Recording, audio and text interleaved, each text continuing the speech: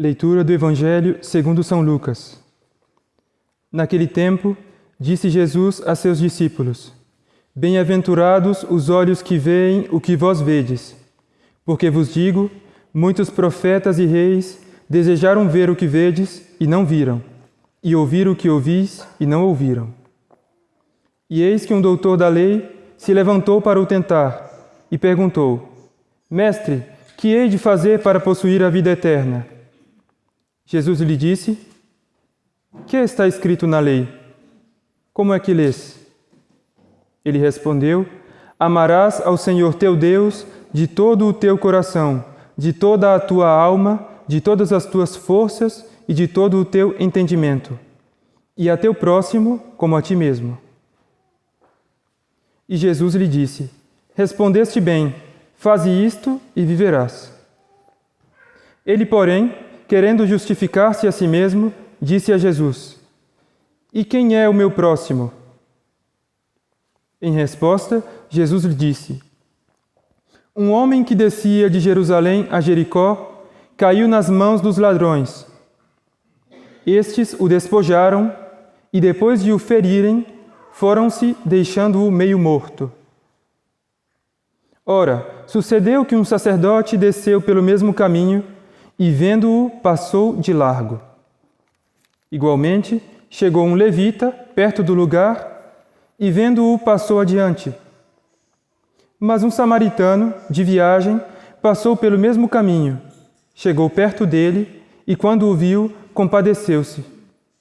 Aproximou-se então, ligou-lhe as feridas, deitou nelas óleo e vinho e, pondo-o sobre o seu jumento, levou-o para uma hospedaria e tratou dele. No outro dia, tirou 2 dinheiros, deu-o ao hospedeiro e disse: Toma cuidado dele, e quanto gastares a mais, quando voltar, te pagarei. Qual destes 3 te parece que se portou como próximo daquele que caiu em poder dos ladrões? O doutor da lei respondeu: O que usou de misericórdia para com ele. Tornou-lhe Jesus: Vai e faze o mesmo. Em nome do Pai, do Filho e do Espírito Santo. Amém.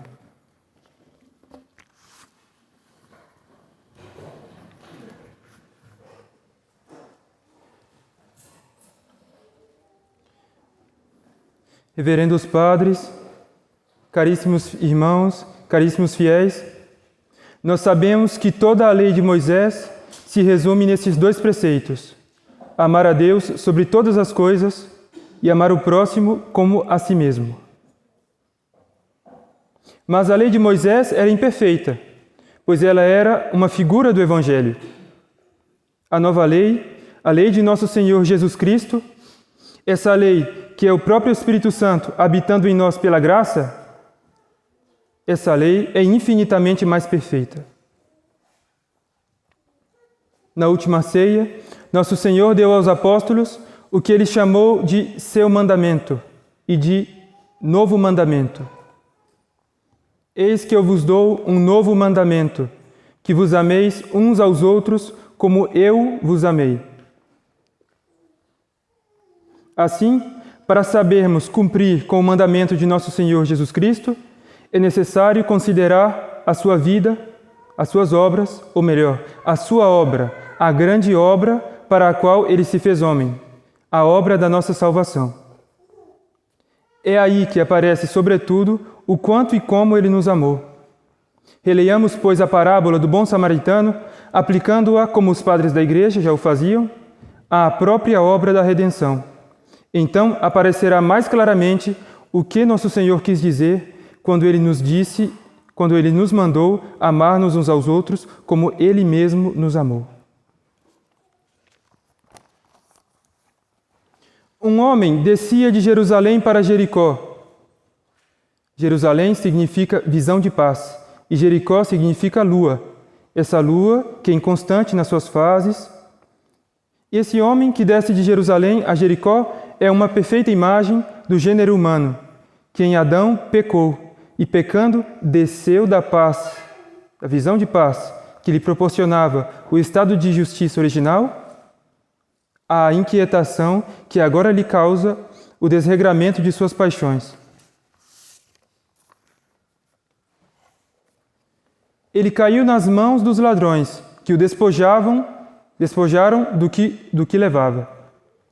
Ou seja, caindo nas mãos dos demônios pelo pecado, o homem foi privado do maior e incomparável bem que ele tinha, a graça. E tendo-o maltratado, retiraram-se, deixando-o meio morto. Pois pelo pecado instigado pelos demônios, o homem não somente foi privado do dom da graça, mas ele foi ferido na sua natureza. Os senhores conhecem as 4 feridas do pecado original. Na inteligência, a ferida chamada ignorância, que nos faz não ter o interesse e a facilidade que a gente devia ter por conhecer e aprofundar a doutrina e os nossos deveres.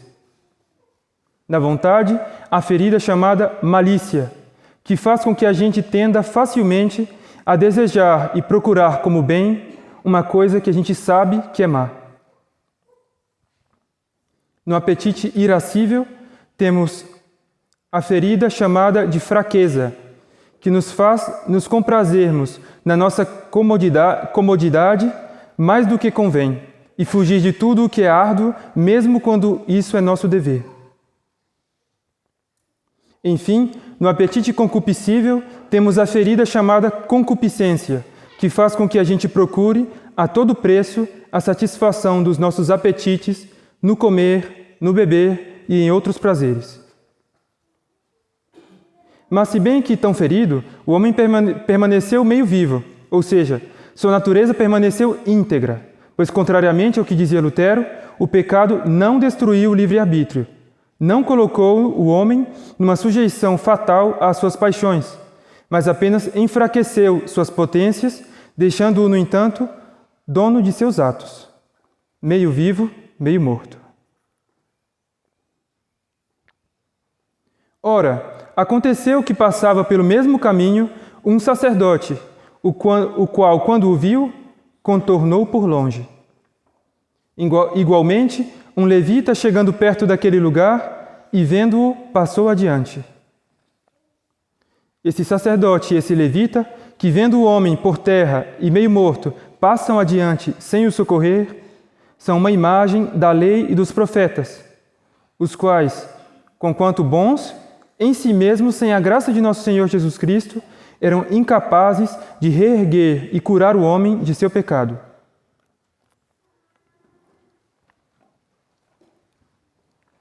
Mas um samaritano que passava por ali, chegou perto dele e, quando viu, moveu-se de comiseração. E, aproximando-se, ligou-lhe as feridas, lançando nelas azeite e vinho. E, pondo-o sobre seu jumento, levou-o a uma estalagem e teve cuidado dele.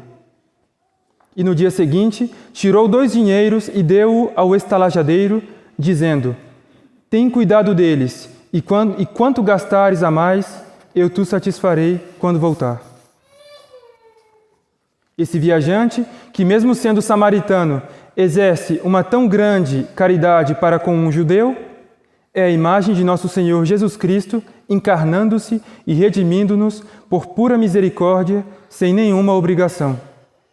Pois assim como, segundo a falsa interpretação dos fariseus, o preceito de amar o próximo como a si mesmo só obrigava um judeu a amar outro judeu, e não havia nenhuma obrigação entre um judeu e um não-judeu, assim também, mas realmente, Deus não tinha nenhuma obrigação de se encarnar para nos redimir e nos reerguer do nosso pecado. Movido de compaixão, Ele aproxima-se de nós, fazendo-se homem, e aplica às nossas feridas o óleo suave da esperança do perdão e o vinho da compunção por nossos pecados. Enfim, envolve-as com os panos de todas as graças de conversão que Ele nos concede. Ele nos conduziu sobre o seu jumento a uma estalagem, quando, sofrendo e morrendo por nós, tomou sobre si o peso dos nossos pecados, e, fundando a sua igreja, nos deu nela a estalagem onde nós possamos nos tratar e recuperar a saúde de nossas almas. Enfim, após passar toda a noite da sua paixão a cuidar de nossa salvação, Ele ressuscitou e subiu ao céu, deixando instituídos nas mãos de seus apóstolos todos os sacramentos, que são os meios ordinários de nos obter a graça. Essa graça que cura as nossas feridas e restaura em nós a perfeita saúde espiritual. Assim, amarmos-nos uns aos outros como nosso Senhor nos amou é muito mais do que simplesmente não desejar a perdição de ninguém, muito mais do que apenas dar uma esmola a alguém que a gente encontra passando necessidade, muito mais do que enxugar as lágrimas de uma pessoa atribulada que vem desabafar. Amar-nos uns aos outros como nosso Senhor nos amou é desejar e pedir e procurar dentro das nossas possibilidades a salvação de todos os homens e mesmo daqueles que nos perseguem e nos caluniam. Por exemplo, mesmo daqueles que nos têm por excomungados ou cismáticos. Amarmos-nos uns aos outros como nosso Senhor nos amou e, aproximando-nos deles pela misericórdia, aplicar às suas chagas intelectuais o vinho da verdade com o óleo da caridade e envolvê-las com os panos de nossas orações por eles. Amarmos-nos uns aos outros como nosso Senhor nos amou é procurar trazer à luz da verdade todos os que jazem nas trevas das falsas religiões, do ateísmo e de todo erro. Esse apostolado que o Papa Francisco odeia tanto e que taxa de proselitismo. Esse apostolado que é o verdadeiro ecumenismo, todo o oposto do que ensina o Concílio Vaticano II. Amarmos-nos uns aos outros como nosso Senhor nos amou é desejar e pedir com constância a conversão desse Papa, que, como seus últimos predecessores, desde o Concílio, já ensinou tantas falsas doutrinas, que já perseguiu tanto os que conservam a fé e a moral de sempre, que já fez tantas almas se perderem com o mau exemplo de seus atos escandalosos. Amarmos-nos uns aos outros como nosso Senhor nos amou é sacrificar as nossas próprias comodidades para colaborar com o apostolado dos bons livros, com o apostolado da escola católica, com o apostolado da vida religiosa, com o apostolado da formação sacerdotal, e assim por diante. É, enfim, pensarmos menos nos nossos próprios sofrimentos, nas nossas próprias cruzes, e concentrarmos-nos mais na quantidade de almas que se perdem com essa crise na Igreja, oferecendo pela salvação delas, de todas elas, as cruzes que a providência nos enviar. Se nós amarmos-nos assim, nós estaremos amando-nos uns aos outros como nosso Senhor nos amou. Que Nossa Senhora da Fé e do Rosário nos obtenha esta graça. Em nome do Pai, do Filho e do Espírito Santo.